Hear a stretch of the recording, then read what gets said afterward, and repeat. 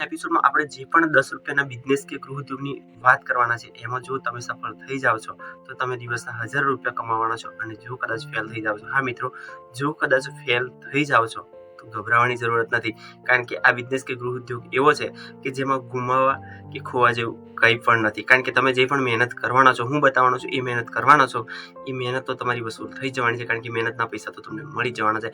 વેલ, અને એ ઉદ્યોગની એ પણ વાત કરી લઉં કે આ જ ઉદ્યોગમાં તમારે ખાસ પ્રકારની કોઈ ટ્રેનિંગની જરૂર નથી, કે કોઈ પણ પ્રકારના ભણતરની કે એજ્યુકેશનની જરૂરત નથી, કે કોઈ ખાસ પ્રકારની આવડતની જરૂરત નથી, અને ઉંમરનો તો બિલકુલ બાદ નથી. વેલ, ઘરે તમે ગૃહિણી હોવ કે પછી કોઈ ગામડાના લેવલે રહેતા હો, તો તમે માની લો કે કોઈ પણ ખેડૂત છો, ટૂંકમાં કંઈ પણ કરો છો, તો પાર્ટ ટાઈમ આ તમે ગૃહ ઉદ્યોગ ઘરે બેઠા અને ગામડામાં કરી શકશો. અને આ ગૃહ ઉદ્યોગ એવો છે કે દરેક વ્યક્તિના જીવનની જરૂરિયાત છે. હા મિત્રો, દરેક વ્યક્તિના જીવનની જરૂરિયાત છે, જેથી કરી અને એ પછી ગામડું હોય કે શહેર હોય, કોઈ પણ માણસ આનો ઉપયોગ કરવાનો છે.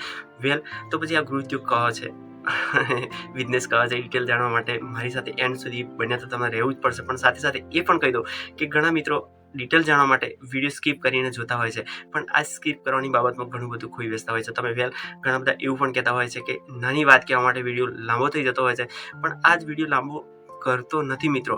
પણ તમને કોઈ પણ બિઝનેસની ડિટેલ બિલકુલ શાંતિથી એવી રીતે સમજાવવા માંગુ છું કે તમારા ગળે ઉતરી જાય, અને એ બિઝનેસ તમે જો કરો તો લાઈફમાં કઈ રીતના આગળ આવી શકો. વેલ, આ જે કંઈ સમજાવટ માટેની મારો જે પ્રયત્ન છે, એ જ પ્રયત્નમાં વિડીયો લાંબો થઈ જતો હોય છે, તો દિલથી એક મિત્ર સમજી અને મને માફ કરજો, અને વિડીયો સ્કીપ કરવાની ભૂલ ના કરતા. અને વિડીયો જો સ્કીપ કરવો જ હોય તો પછી વિડીયો જોવાની કોઈ જરૂરત નથી. કારણ કે હું તમને જે આઈડિયા સજેસ્ટ કરવાનો છું, એ આઈડિયા એવો છે કે જેના માધ્યમથી આજે લોકો હજારો નહીં લાખો રૂપિયા કમાય છે. વેલ, એપિસોડને લાંબો ના કરતા વિડીયોની ફટાફટ શરૂઆત. આ ગૃહ ઉદ્યોગની શરૂઆત કરવા માટે માત્ર તમારે એક જ કામ કરવાનું છે કે તમે જે જગ્યાએ રહો છો એની આજુબાજુના વિસ્તારમાં જે પણ ટૂંકમાં તમારી કંઈ નજીક કચરામાં જે કંઈ વેસ્ટેજ, જે વેફરના પાઉચ પડ્યા હોય છે, એ જે વેફરની થેલી હોય છે, એ ખાલી થેલી તમારે લઈ આવવાની છે.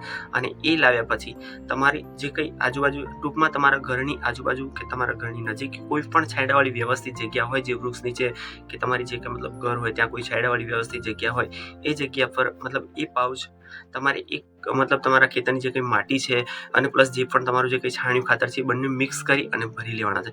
મિત્રો, તમે ધ્યાનથી સાંભળજો, કારણ કે આ બિલકુલ સામાન્ય લાગતો આઈડિયા છે. એ જ આઈડિયા પર લોકો આજે હજારો રૂપિયા કઈ રીતના કમાય છે, વિડીયોમાં તમને આગળ જોતા ખ્યાલ આવી જ જશે. તો એ પાઉચ જે કંઈ તમે માટી અને છાણથી ભરી લો છો, તો પછી એને તમારે સામાન્ય રીતે કોઈ લોટાથી યા ટબથી એને પાણીથી ભરી દેવાનું છે, અને એ જ માટીને એક દિવસ માટે રહેવા દેવાનું છે.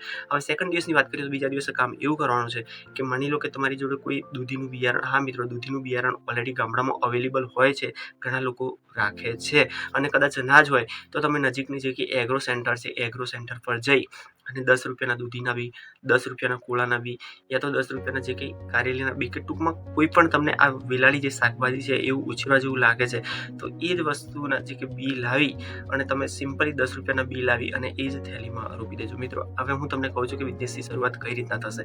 હવે આ જે કંઈ છોડ તમે ઉછેરો છો, ત્યારે છોડ ઉછેરવાનો ચાલુ થાય છે. ઉગી ગયા પછી હવે એ જ થેલી જે તમે તૈયાર કરો છો અને થોડા દિવસ પાણી રેડો છો, અને જે છોડ મોટો થાય છે, આ જ છોડને તમે માર્કેટમાં 10 રૂપિયામાં સેલિંગ કરી શકો છો. મિત્રો, હવે જે 1 રૂપિયાનું બી હતું, એ જ તમને 1 યા તો 2 રૂપિયાનું બી હશે, કોઈ બ્રાન્ડ હશે તો 2 રૂપિયા હશે, બરાબર છે, એ બ્રાન્ડેડ પ્રમાણે, એનું બ્રાન્ડ પ્રમાણે, તો એની જે કિંમત છે એનાથી 4-5 ગણા રૂપિયા તમને મિનિમમ 4 ગણા આપીને જશે. તો 2 રૂપિયાનું બી હશે તો તમારી મહેનતના તમને 8 રૂપિયા આપીને જશે. હવે ક્વોન્ટિટી તમે કેટલી વેચો છો એના પર ડિપેન્ડ કરે છે કે તમે કેટલું કમાઈ શકો. વેલ, હવે શરૂઆત એવી રીતના થઈ શકે કે માની લો કે તમે વેલાળા શાકભાજીની આવી રીતના શરૂઆત કરી વેચવાનું, તો આ જગ્યાએ તમે એક ધરું ફાર્મ યા નર્સરી પણ મોટા પાયે ઊભી કરી શકો છો. શરૂઆત માત્ર ને માત્ર 20-30 રૂપિયાથી શરૂઆત કરો છો, પણ આ જ વસ્તુ ભવિષ્યમાં જઈ અને તમને લાખો રૂપિયા કમાવી આપે એવું પોઝિશન આજના ટાઈમમાં પણ તમે જો થોડી ખાતરી કરશો માર્કેટમાં, તો તમારી આજુબાજુ ઘણા લોકો એવા હશે કે જેમને વર્ષો પહેલાં, ટૂંકમાં 4-5 વર્ષ પહેલાં એક આવી રીતના નર્સરીની એમણે શરૂઆત કરી હતી, પણ આજે એ લોકોનું જે કંઈ આવક છે એ બિલકુલ ફિક ફળ છે. એટલે ટૂંકમાં કહેવા જવું તો જે પણ શરૂઆત છે એ બિલકુલ ઝીરો લેવલથી કરી અને લાઈફમાં આજે એ લોકો ઘણું બધું આગળ વધી ગયા છે.